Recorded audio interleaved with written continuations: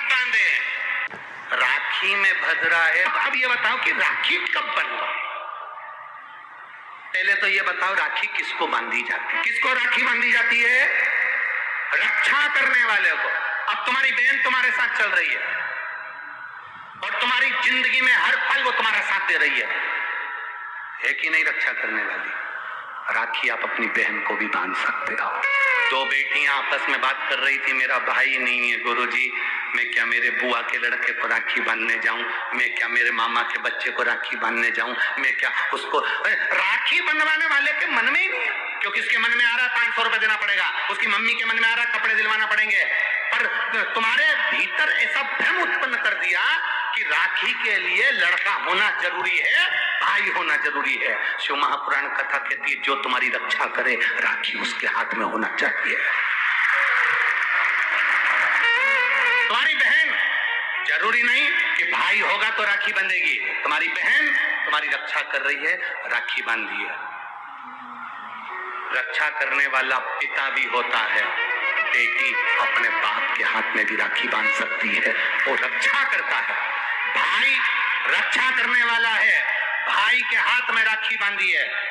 और मेरा गणेश, मेरा शिव, मेरा ओगड़दानी, मेरा लड्डू गोपाल, मेरा कृष्णा, मेरा राम, जो भगवान तुम्हारे घर में है, राखी उनको भी बांधिए, वो तुम्हारी रक्षा करते हैं। राखी गुरु को भी बांधी जाती है, क्योंकि गुरु रक्षा करने वाला होता है, मार्ग प्रशस्त करने वाला होता है। राखी हमारी जिंदगी का एक सुख देने वाली, राखी हमारी, ऐसा नहीं कि केवल मनुष्य को राखी बनती है, आपके गौ माता भी अगर आपके यहाँ है तो गाय भी तो आपकी रक्षा करने वाली है, वो उसकी रक्षा भी हमें करना और वो हमारी रक्षा करे।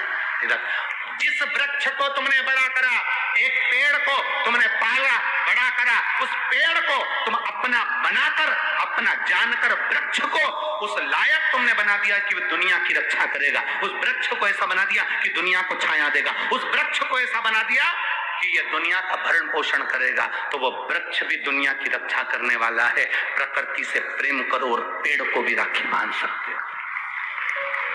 रक्षा करने वाले को राखी, जो तुम्हारी रक्षा करे।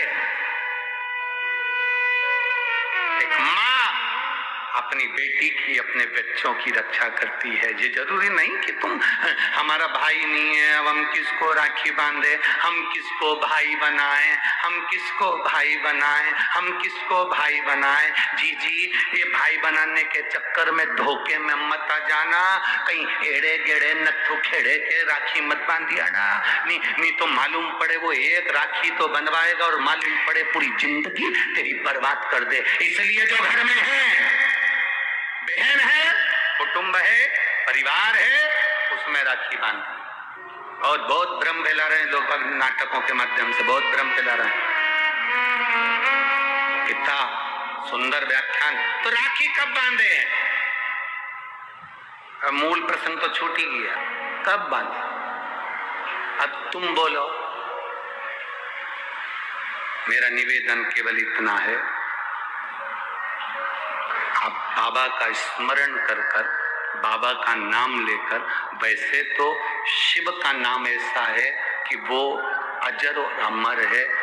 मेरे बाबा का बनाई गई हर घड़ी, हर पल, हर क्षण मेरे बाबा का है। उसका नाम लेकर रात्रि के 9 बजे के बाद आप भगवान की राखी का स्मरण कर कर बांधो, कोई मना। शिव तत्व को। त्योहार कब का है? राखी का त्योहार कब लिखा है पंचांगों में, कैलेंडर में? तो मनाना, दिल से मना, आनंद के साथ। अब किसी ने पूछा कि गुरुजी राखी बांधने का तो ठीक है, आपने मुहूर्त बता दिया, मम्मी गुलाब जामुन बनाई, वो कब खाए? तो निवेदन है, जब तुम्हारी मर्जी पड़े दिन भर। राखी में भद्रा है, खाने में भद्रा नहीं है। तुम तो अच्छे से खाओ डपट के, कोई मना, तुम खाओ दिल से। तुम्हारा दिन भर ऐसा बीतना चाहिए, ऐसा नहीं कि मुंह उतार के बैठे रहो। राखी तो, पर दिन भर तुम्हारे चेहरे पर प्रसन्नता होना चाहिए और मिठाई का आनंद होना चाहिए। कि आज रक्षाबंधन है, नहीं तो त्योहार को तुम छोटा कर दो, सुकुड़ दो, ऐसा नहीं। बड़ा हमारा दिन भर त्योहार रक्षाबंधन का, खूब एंजॉय करो, अपने जीवन को आनंदित करो और मेरे भोलेनाथ को आप अपना भाई बनाओ, मेरे शंकर को अपना रक्षा करता बनाओ, मेरा देव अधिदेव महादेव तुम्हारे से कदम मिलाकर चले, यही भाव रखते हैं। शिव तत्व की प्राप्ति, शंकर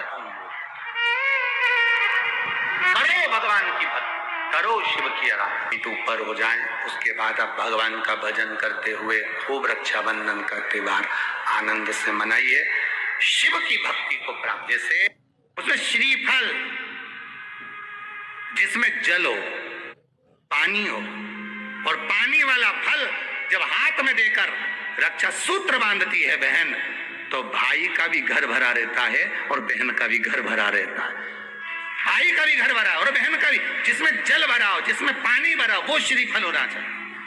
और गोला पर हाथ में जब रक्षा सूत्र बंधे, जब राखी बंधे, तो तुम्हारे हाथ में श्रीफल होना चाहिए, नारियल होना चाहिए। क्यों?